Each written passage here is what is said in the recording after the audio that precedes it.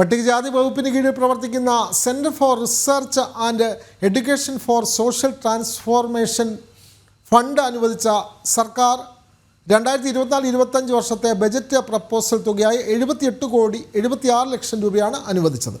സാമ്പത്തിക പ്രതിസന്ധി നേരിടുന്ന ക്രസ്റ്റിനോടുള്ള സർക്കാരിൻ്റെ അവഗണന ജനം TV വാർത്തയാക്കിയിരുന്നു. ഇതേ തുടർന്നാണ് നടപടി. ജനം ഇമ്പാക്റ്റ്.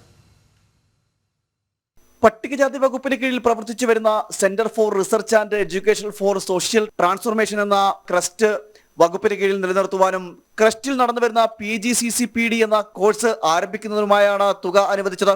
78 ലക്ഷം രൂപയാണ് അനുവദിച്ചത്. 2024-25 വർഷത്തെ ഗ്രാൻഡ് ഇൻ എയ്ഡായാണ് തുക അനുവദിച്ചത്. വകുപ്പ് അണ്ടർ സെക്രട്ടറിയാണ് തുക അനുവദിച്ച് ഉത്തരവ് പുറപ്പെടുവിച്ചത്. കഴിഞ്ഞ കുറെ നാളുകളായി ക്രസ്റ്റ് കടുത്ത സാമ്പത്തിക പ്രതിസന്ധിയാണ് നേരിട്ടത്. സർക്കാർ സാമ്പത്തിക സഹായം നൽകാതായതോടെ പ്രവർത്തനം തന്നെ താളം തെറ്റുന്ന നിലയിലേക്ക് എത്തുകയും ചെയ്തു. 2024-25 സാമ്പത്തിക വർഷത്തിലെ ബജറ്റ് പ്രപ്പോസലിൽ ഇത് ഉൾക്കൊള്ളിച്ചെങ്കിലും തുക അനുവദിച്ചില്ല.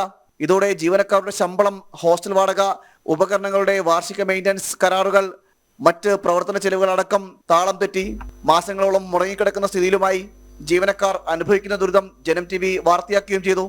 ഇതേ തുടർന്നാണ് നടപടി. 78.76 കോടി രൂപയാണ് ക്രസ്റ്റിനായി സർക്കാർ അനുവദിച്ചത്. ജനം, തിരുവനന്തപുരം.